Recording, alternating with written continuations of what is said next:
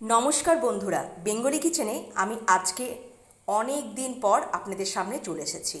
আর আজকে আমি রাত্রে ডিনারের জন্য তড়কা বানাবো। সেটা হচ্ছে ডিম তড়কা। আমি কোন পদ্ধতিতে ডিম তড়কাটা বানাই সেটাই আপনাদের সামনে তুলে ধরবো। আর তড়কার সাথে তো রুটিটা খুব বেস্ট যায়, ঠিক আছে? তো যাই হোক, রুটি তো বানাবোই। তো তার আগে রুটি তো সবাই করতে জানে, রুটি আমি বানানো দেখাবো না, কিন্তু আমি কি মানে কোন পদ্ধতিতে তড়কাটা করি, মানে ডিম তড়কাটা বানাই সেটাই আপনাদের সামনে তুলে ধরবো। তো আমি এখানে তড়কার ডাল ভিজিয়ে রেখেছিলাম সকালবেলা থেকে, সেটা এখন সিদ্ধ করে রেখে নিয়েছি। তড়কার ডাল বাজারে অ্যাভেলেবেল পাওয়াই যায়, ঠিক আছে? সেটা আপনারা কিনে নেবেন, কিনে নিয়ে এভাবে করবেন। এখানে আমি একটা বড় সাইজের পেঁয়াজ জাস্ট কুচি কুচি করে কেটে রেখেছি, আর দুটো টমেটো কুচি কুচি করে কেটে ধুয়ে জল ঝরিয়ে রেখে দিয়েছি। এখানে দুটো ডিম নিয়েছি, যেটা এখনও ফ্যাটাইনি, জাস্ট এই ডিমের গোলাটাকে মানে এইভাবে রেখেছি, পরে ফেটিয়ে ওটাকে ভেজে নেব। আমি পরপর পরপর দেখাবো স্টেপগুলো কীভাবে করছি। আর এখানে আমি দুটো কাঁচা লঙ্কা, কয়েক টুকরো আদা, কয়েক টুকরো রসুন নিয়েছি, যেটা পেস্ট করে নেবো মশলার জন্য। আর কী কী দেবো সেটাও আপনাদেরকে স্টেপ বাই স্টেপ দেখিয়ে নেবো। এখন আমি অলরেডি কড়াই বসিয়ে দিয়েছি, গ্যাস অন করে কড়াইটা গরম হতে বসিয়ে দিয়েছি। কড়াইটা আমার গরম হয়ে গেছে। আমি কি করব, এখন ওই ডিমের, যেটা আমি মানে দুটো ডিম ভেঙে রেখেছি, সেটাকে আমি একদম ফেটিয়ে নিয়ে এখানে ডিমের একটা ঝুড়ি তৈরি করে নেব। এখানে আমি কড়াইতে সাদা তেল দিয়ে দিয়েছি, এটা একটু গরম হোক। আর এইখানে ডিমের এই যে গোলাটা যেটা রয়েছে সেখানে অলরেডি লবণ দিয়ে দিয়েছি, এবার এটাকে আমি ফেটিয়ে নেব। ভালো করে ফেটিয়ে নিয়ে ফিরে আসছি। ডিমটা আমার পুরোপুরি ফেটানো হয়ে গেছে।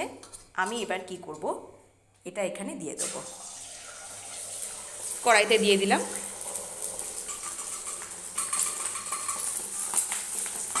গ্যাসটাকে একদম সিম করে দিচ্ছি। এবার এটাকে এইভাবে করে একদম ঝুড়ি ঝুড়ি করে নেব। এই ডিমের কাজটা আমি আগেই করে নেব। এখানে আমি 1 প্যাকেট তড়কা নিয়েছি, বাজারে কিনতে পাওয়া যায়, সেইভাবে আপনারা কিনে নেবেন। আর আমি এখানে দুটো ডিম নিয়ে নিয়েছি। তড়কার ডাল অনুযায়ী আপনারা ডিমটা নিয়ে নেবেন, ঠিক আছে? সেটাই আমার বলার। এটা একদম ঝুড়ু ঝুড়ু করে নেব।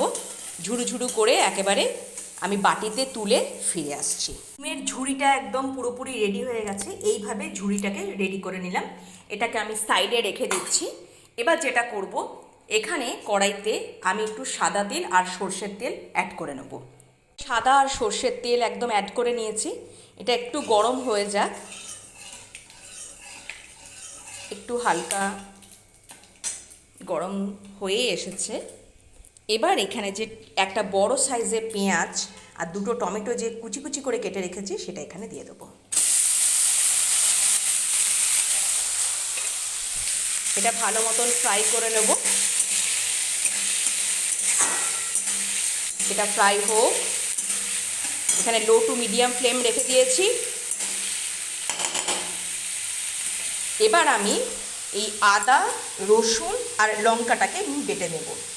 এখানে আপনারা চাইলে লঙ্কা কুচি করেও দিতে পারেন, কিন্তু আমি এটা বেটে দেব। এটা পেস্ট করে ফিরে আসছি। পেঁয়াজ আর টমেটোটা ভাজা হয়ে গেছে। এবার আমি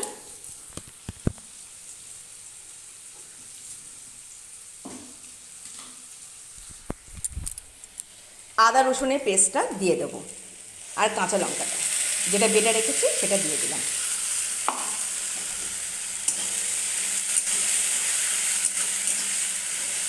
এবারে একে একে গুঁড়ো মশলা দিয়ে নেব। এখানে আমি স্বাদ অনুযায়ী লবণ দিয়ে নিয়েছি, একটু হলুদ গুঁড়ো দিয়েছি, একটু ধনে জিরে গুঁড়ো অ্যাড করেছি, আর তড়কার ডালের প্যাকেটের সাথে একটা মশলা দেয় সেই মশলাটা অ্যাড করেছি। ব্যাস, এই গুঁড়ো মশলার মধ্যে এই জিনিসগুলো আমি অ্যাড করে দিয়েছি। এবার এটাকে ভালো মতন এখন কষাতে থাকবো যতক্ষণ না তেলটা না ছেড়ে আসছে। ভালো মতন কষিয়ে ফিরে আসছি। বন্ধুরা, ডিমের ঝুড়িগুলো আমি অ্যাড করে দিয়েছি। এবার এই মশলাটার সাথেও এই ডিমের ঝুড়িটাও একবারে কষিয়ে নেব। এটা যখন ভালো মতন আমার কষানো হয়ে যাবে, তখন আমি ওই সেদ্ধ করা তরকার ডালটা দিয়ে দেবো এখানে। এটা আমার শুকনো শুকনো হয়ে এসেছে।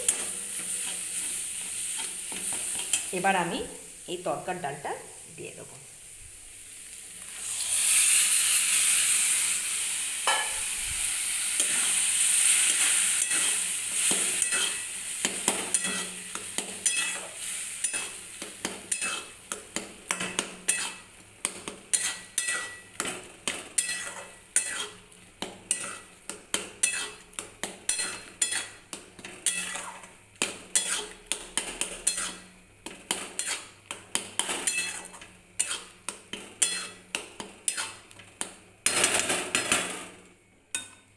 এটা একটু লো, একদম মিডিয়ামও নয়, একদম সিম করে রেখেছি।